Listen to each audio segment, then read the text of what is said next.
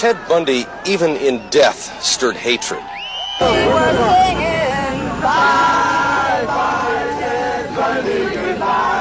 An unprecedented crowd of hundreds started gathering before dawn. It took on a macabre circus-like atmosphere. Is this what you expected to find when you come out here? Folks dancing and singing? Yeah, why not?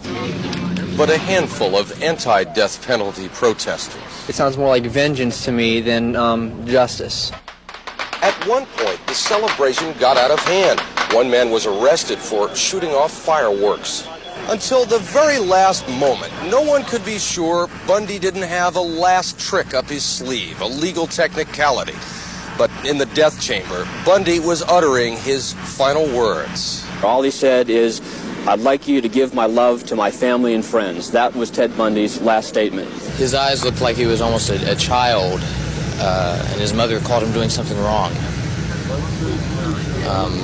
It was a combination of just being sorry and knowing that it was the end. It was the end of the line. So it ended for Ted Bundy. 10 years, 28 confessions, millions in Florida's legal battle to end his life. Warren Ellie, Pulse 13, Florida State Prison.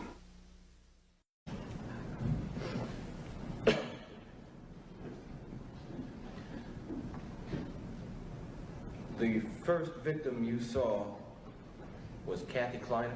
Yes, sir. Did you speak to her? No, sir, not directly. She was in shock, or appeared to be in shock, and was incoherent, so talking to her would have been to no avail. And then you next encountered Karen Chandler. Yes, sir. Did you speak to her? Yes, sir. Can you recall that conversation? Not word for word. The gist was that she did not know what had happened. She knew she was hurt, and she was concerned about Kathy.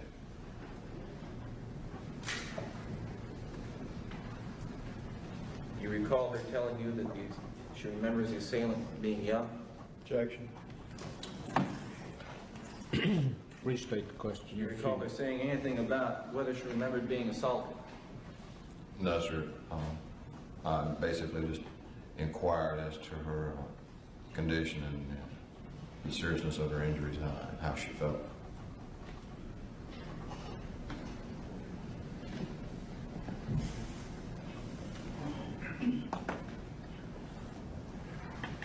Next, you approached room 4, is that correct? The room, according to my report, I remember to be room 4, yes, sir. Now, your testimony, the door was closed? Yes, sir. How did you enter the room?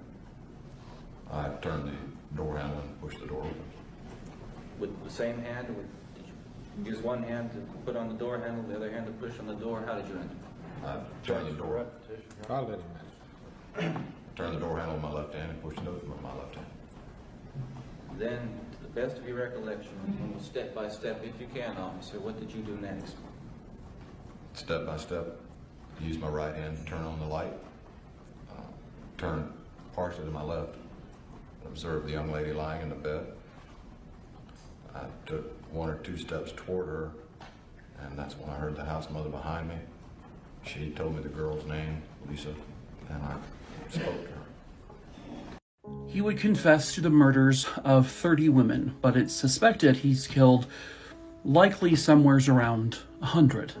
These are just 20 of the faces that never got to see the light of day again, thanks to him.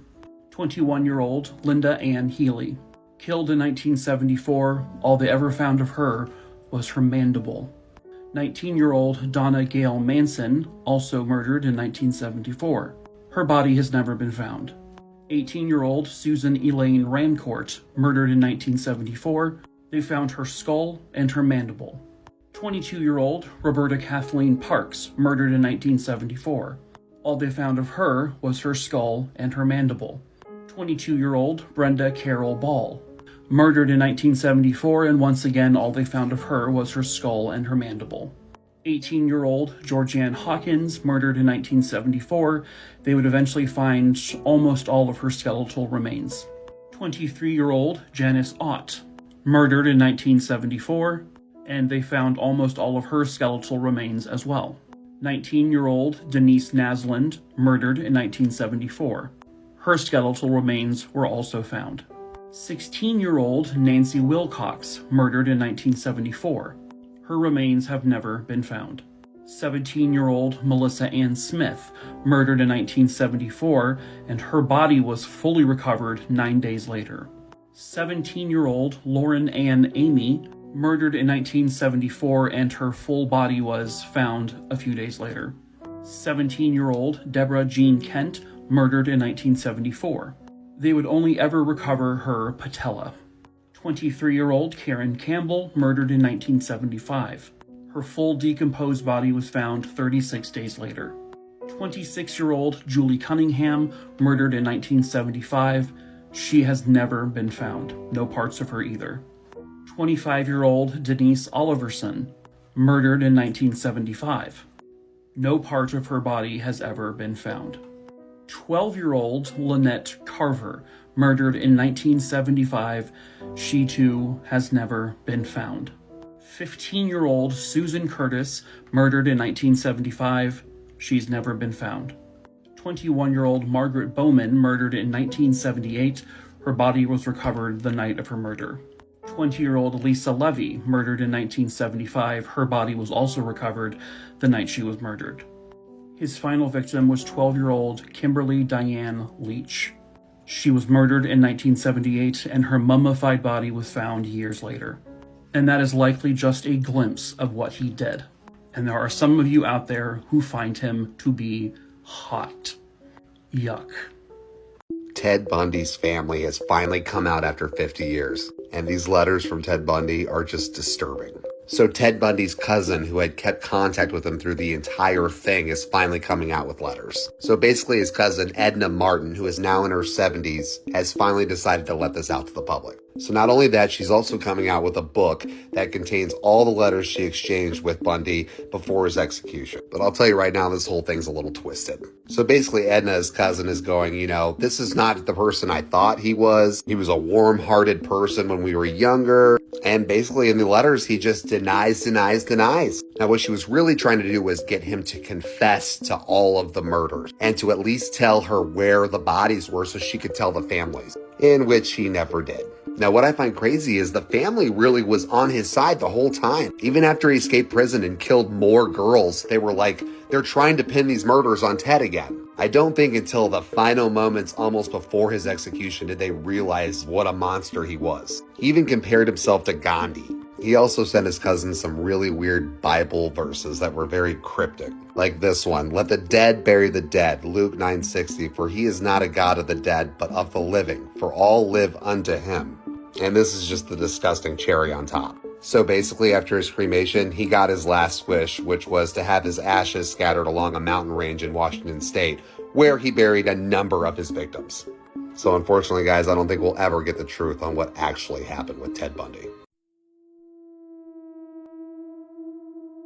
Did you know that Ted Bundy was seconds from being caught early in his unaliving career? A young couple was out on a date one night, and the date was going fine. It was just kind of those first date weirdness kind of things. So while they're out at the restaurant and things are going fine or whatever, afterwards they decide to go on a walk or go on a hike. Now this takes place in Utah, and if you know anything about Utah dating, going on a walk or going on a hike is kind of par for the course for guys, well, for people that just have no idea what they're doing. So they go up through Provo Canyon, and as they're walking, the man in the couple, he gets uncomfortable. Something is just not right. But he doesn't want to weird out his date, so they just keep on going. But as they keep going and going, everything just, the hairs on the back of his neck start rising up. He gets goosebumps. Something is not right, but he's not saying anything. So they keep going, and then suddenly his foot hits something on the ground. He doesn't know what it is. I mean, it's dark outside. It's only lit by moonlight. He doesn't even bother looking down at it. He just talks to his date and says, we got to get out of here. And fortunately, she was starting to feel the weirdness too. So she's like, yeah, let's get out of here. And they take off and they don't talk about it again. Several years later, they are watching TV. They're married now, so I mean, good for them. They're watching TV and an interview comes up with infamous serial unaliver Ted Bundy. And he's asked in this interview, what was the closest time when you felt like you were about to be caught? He thinks for a second and he says, I was up in Provo Canyon one time and I had just finished unaliving this young lady when I heard people coming up the trail. And so I duck into the bushes. I'm watching them. I'm thinking maybe I'll have to take them out too. And I see them walk up the trail, and I swear they hit the body of the young lady.